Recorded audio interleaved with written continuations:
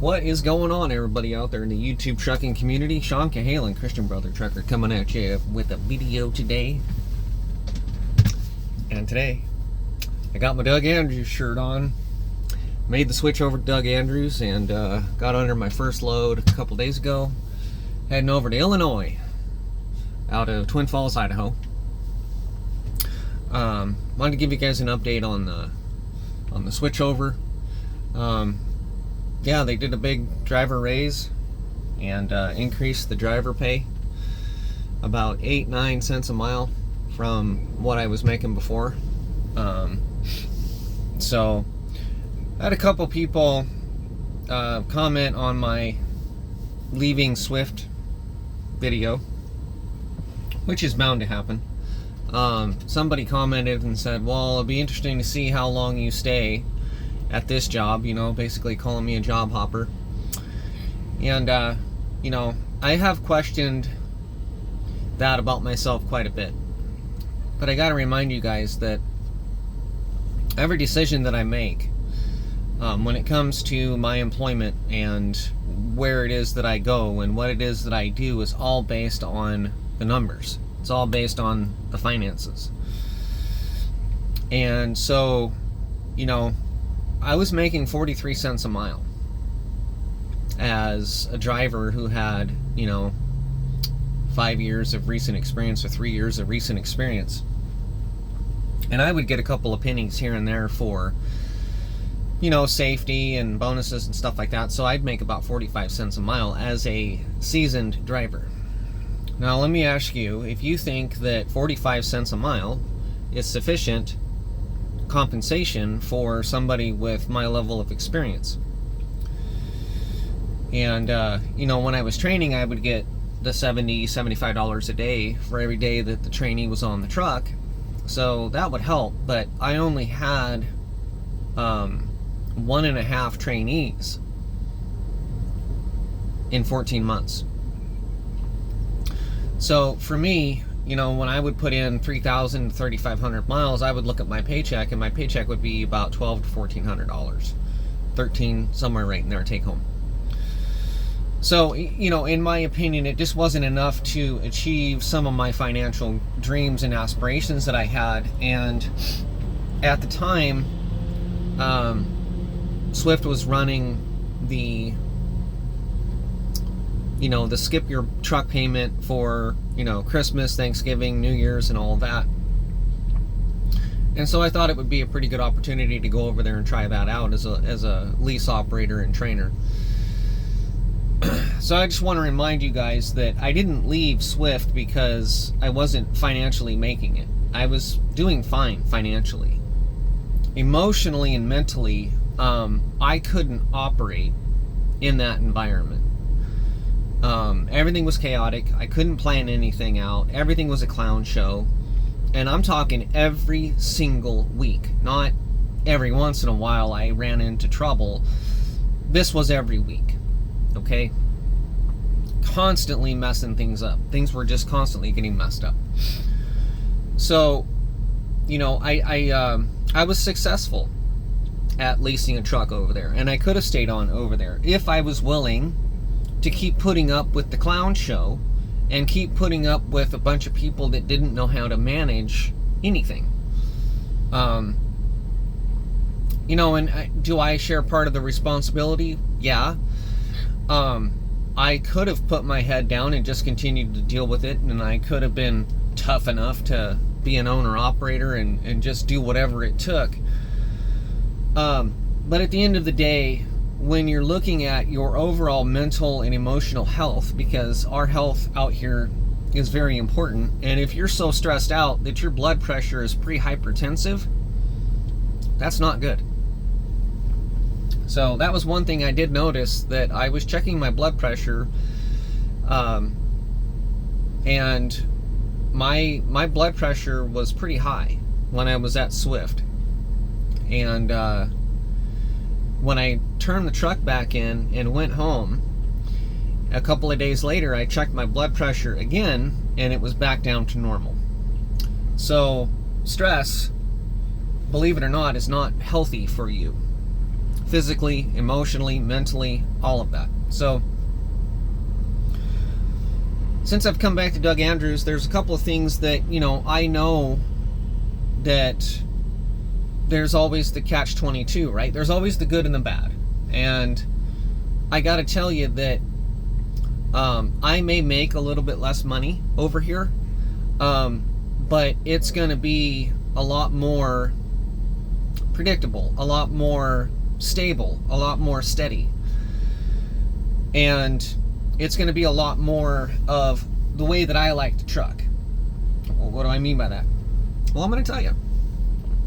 I like to get under a load and be under that load for a couple of days.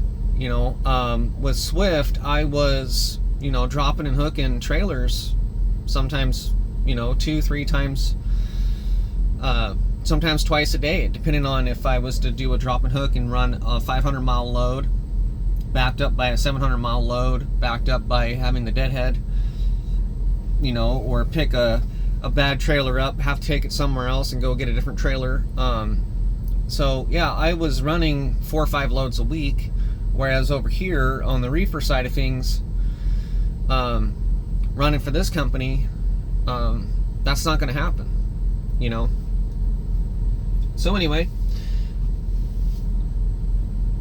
a big portion of it was my mental health, being, having to take on trying to plan my truck out, being concerned about getting the miles and running the loads and having all of that responsibility and doing the work. This is what was really upsetting me. I would do the work to plan out my loads, and I would stack myself up and pre-plan my week, and then it would all fall apart. And this happened week after week after week after week after week after week after week. I was constantly having to rebook, replan, change the plan here, change the plan there, and it was just too much for me to handle. So I'm really glad to be back over here. Things are a lot better, and we'll just have to see how the paychecks roll out, and we'll see how it goes from there. I came back and was approved to be a trainer, so hopefully I'll be getting a trainee here pretty soon. I do know that I want to bring my son out with me. That's something I couldn't do when I was over at Swift. My son is not old enough to come out on the truck with me at Swift. They need to be 12 years old or older. Well, my son is 10 years old, so that's something that was really a hard sell for me when I found that out, was I wasn't going to be able to bring my son out with me. And so that factored into my decision-making process too. And coming back over here, I can bring my 10-year-old out, I can bring my 15-year-old out, I can bring my wife out with me, so all things factored in, right? And ultimately, at the end of the day, I'm just a lot happier over here. I understand the ins and outs of this company, and everything just happens a lot faster and a lot smoother. So it's a lot easier to cope with little minor problems here and there. But over at Swift, it was constant, all the time, problem after problem after problem after problem. So, yeah, I wasn't struggling for money. And I didn't need to look for a company that was going to treat me better. I needed a company that was going to pay me better. And Doug Andrews, being a small company, once they fixed that driver pay, that's exactly what I needed, and that's exactly why I left, so I came right back. So, for the record, I don't plan on going anywhere, and I don't think that I plan on, going back into a lease operator deal anymore. I may in the future maybe look at doing owner-operator, but probably not. There's just a lot more that you got to take on. There's a lot more that you have to handle. There's a lot more responsibility. And in this market right now, it's not a good environment to try to take all that on. Watch more YouTube videos to find out what the current market's doing. I mean, van rates right now are down to $1.60. You got owner-operators out there that are averaging $1.60 a mile. Anything under $2 a mile, and it's tight, it's tough. So, yeah, the market's not good. So, I came back to a company driver. I mean, Why not, right? All right. So moving on, I got a request to make a video about brand new drivers crashing and very young newbie drivers. And this came from a YouTube user, way too good looking to be your 1188 or something like that. So let's talk about what I call labeling and broad brushstroke statements, okay? Because if you look at the national crash statistics and you know about trucking and you know about the big picture, it's not always about the brand new drivers that crash. And I gotta tell you that most crashes that are happening right now, I'm seeing a theme that tends to be that it's these foreign drivers that are coming over here from different countries that don't understand the rules of the road, and so they get out here and they don't want to follow the rules because they don't understand the rules, or they can't read the signs, or they can't understand DOT regulations because they can't read the DOT regulations handbook.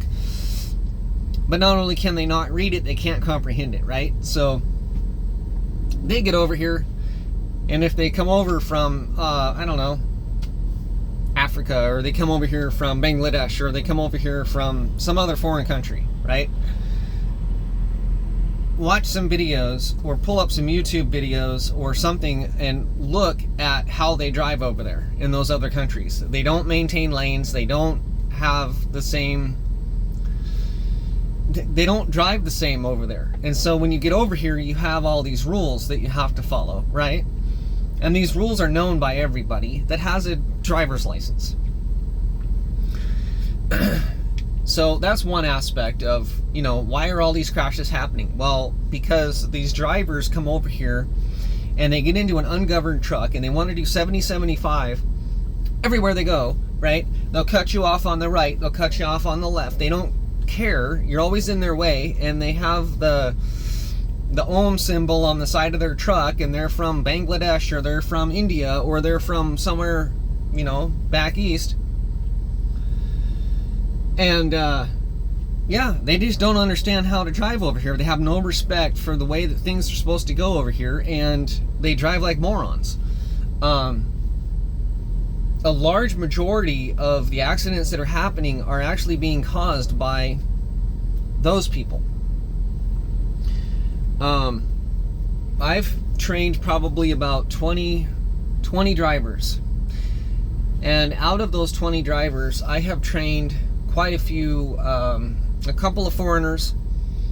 And I got to tell you that the things that you struggle with those foreigners is they don't understand the rules, the basic rules. So I think that if you were to take and make some kind of rule that says you have to hold a regular driver's license for 5 years before you even think about getting a CDL. Oh no, they take these guys from, you know, all over the world, bring them over here, throw them through school, give them a CDL, and say, go for it. You know, and it's like, okay, well, if they don't have the basic understanding and knowledge like somebody that's born and raised here that holds a regular driver's license, let's compare and contrast this for a minute. Me, as a kid, I had my driver's license when I was 15, 16 years old, right? And I had a driver's license for until I was in my 20s. I think I was 25 when I got my CDL. Okay, so that's almost 10 years that I had my regular driver's license, and I knew and understood the rules of the road. I understood traffic patterns. I understood, you know, merging and the rules, right? So I had 10 years of experience of driving in this country on these roads with these rules. Now you take somebody that comes over here from another country and has no idea about the rules over here, because I'm telling you, I've been to other countries and the rules are way different. And it takes a while to get used to the rules. It takes a while to make it common knowledge and muscle memory, right? So Yeah, they take these people from all these other countries and give them a CDL, throw them in a big truck and say, oh, you go out there and figure it all out in a 80,000 pound truck that's 80 feet long. Yeah, that'll go well, right? And so some of the biggest struggles that I've ever had in my life when it comes to training is these foreigners that don't understand the rules. Lane control, merging, changing lanes, when it's okay to change lanes, when it's not okay to change lanes, what lane do you need to be in, following the signs that say all trucks keep left, or all trucks keep right, or all trucks stay to the right, or the right 2 lanes, or whatever the case may be. They have no concept of this. So that's one aspect. That's so a majority of these drivers that come out here and are crashing, yeah, I mean, and the other part of it is are they getting the proper training? And when I say that, what I mean is that these foreigners come over here and they have a language barrier, right? Because English is sometimes their second or their third language. So what they ought to do is they ought to put somebody in the truck with them that speaks the same language. That should be a prerequisite as well. So if somebody comes over from Africa, then they need to have somebody in the truck that speaks the same language, with English being their second language as well.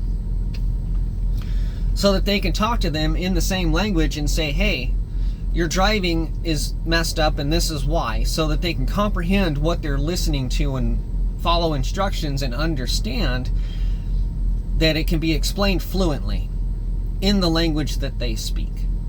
Because I've had language barriers with foreigners in my truck before, and I try to tell them and explain to them, this is the rule, this is what you're doing, this is what I need, and they look at me like, yeah, and they don't understand, because they're not comprehending. They don't understand the words that are coming out of my mouth, right? I don't have that problem with English-speaking Americans, right? So, I would say a vast majority of it is that problem right there. Now, when we talk about, Americans being new and getting into these crashes, a lot of that is if they go to work for a mega fleet and they get a bad trainer who's only been driving for 6 months, that's all you need is 6 months experience to become a trainer. Like, are you out of your mind? You're going to stick somebody in a truck with a driver that's only got 6 months experience. Okay, yeah, that's a really good idea. That'll work out just fine. Okay, so what is that person supposed to learn from somebody who doesn't know the job themselves, doesn't understand trucking, right? Doesn't have the experience base to be able to draw from, to be able to teach. Let me ask you this. Teachers in elementary school have to go to college in order to teach your children ABCs and 1, 2, 3s and colors and all this stuff, right? But, oh, hey, over-the-road truck driver trainer only has to have 6 months experience. Get out of here. Really? So, yes, I have expressed this before in different videos that I think that they need to completely remodify the qualifications that you have to have in order to become an on-road trainer. Massive problems there, okay? So, new drivers getting into accidents and wrecks, it's because they're not trained properly. No driver out here wants to get into an accident. So it's not like they want to be dumb, it's not like they want to be ignorant, and it's not like they want to get themselves into situations where they end up getting into a crash. It's usually because they haven't been shown properly and trained properly. So that's my take. I think it's bad training, bad training, bad training. And then you take these people from other countries, throw them out on the road, don't train them up, and just say, hey, here's the keys to a truck, go figure it out on your own. So, yes, bad training. All right, now let's talk about very newbie young drivers. Very young newbie drivers. Now, I've voiced this opinion before. Age has nothing to do with it. What? What do you mean age has nothing to do with it? And these young truckers come up in here thinking that they're gonna know everything and they're just a bunch of young bucks and blah, blah, blah, blah, blah. I have trained probably 8 to 10 young drivers in their 20s. I have trained a handful of drivers that were in their 30s, 40s, 50s. Okay. And some of those young, very young drivers were better drivers than the older drivers. And I've had more problems with the older generation than I have with the younger generation.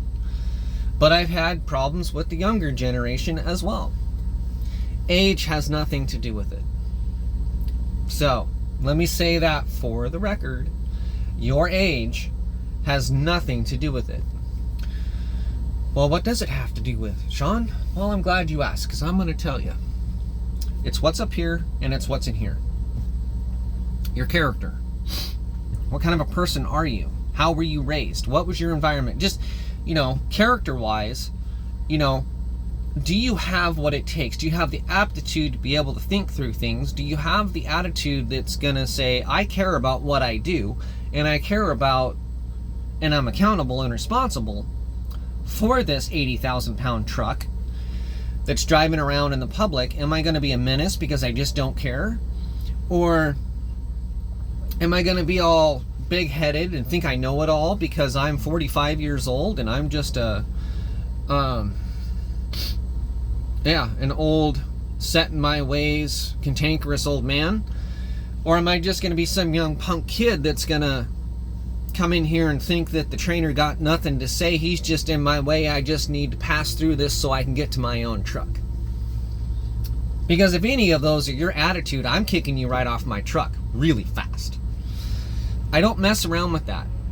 And with me, personally, if I pick up on any of those attitudes, we're going to have a hard time training. Because I'm very sensitive to that kind of stuff.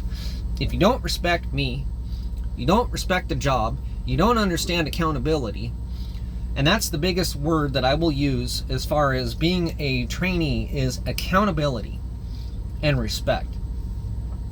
First of all, do you understand why it's so important that you get taught how to drive a truck out here on the road? Do you understand how important that is? Because if not, just look at the national crash statistics, right? Just take a look at these brand new drivers that weren't trained properly that are out here wrecking the trucks. Okay, so yes, some of them, and for the record, I will say some of them are new drivers that are wrecking because, that's just the way it is. But I would say a majority of them are foreigners. But it comes from a lack of that foundation being laid by proper training. Some drivers don't care about proper training. They don't think they have anything to learn. They think they know it all. It's just a truck. Trucking is easy, right? And then they find out that, oh no, it's not easy. Go into Chicago, Illinois, turn off on a wrong street and see what happens. Take a wrong exit in Jersey, find out what happens. Because that's when you're going to find out real quick why you need proper training. Because you don't know it all. Right? So, but with the age, like I said, age has nothing to do with it. It's all about character. It's all about personality. And it's all about, some of the best trainees that I've had were in their 20s. And they had a level of humbleness and respect that made for a really good training experience. And I've had older guys that were naturally gifted at being able to maneuver the truck. And again, were understanding and appreciative of the training process that they were receiving. So, age has nothing to do with it. Now, does it cause problems or tension with the age gap between somebody like me that's 48 years old versus somebody who's 20, 25? Yeah, a little bit. They're usually a little cocky, high-strung, but not really. No, I would say it's tougher to get somebody that's older to change their ways if they have a bad character or a bad attitude. But then again, I've had just as much problems with, somebody that's in their 20s, so I've kicked people off my truck that were 20 some odd years old and some that were 40 some odd years old. So I don't base it off their age. I don't base it off their race. I don't base it off their age. And I don't base it off their sexual preferences. I don't base it off anything else at all, other than their personality and their attitude. Because at the end of the day, what matters to me is your attitude. If you have the proper attitude, I will train you, and things will go well. Period. Bottom line. You know, I mean, I've trained atheists, I've trained gay men, I've trained black people, I've trained Indians, I've trained, yeah, it doesn't matter to me. What matters to me is that whole attitude thing. If you got a good attitude, we're gonna get along just fine. Have a bad attitude, I'm not gonna let you in my space and stay in my space very long at all, because I'm not gonna put up with it. And usually with the bad attitude, what that results in and what it manifests in is unsafe, risky driving behavior, because they don't care, right? So if they don't care about your input, they don't care about your feedback, they don't respect the training experience, then they're going to be unsafe when they drive. Because training is about getting feedback from the trainer to adjust the way that they drive, so that they drive the same way the trainer does, safely, efficiently, and head on a swivel and all that stuff.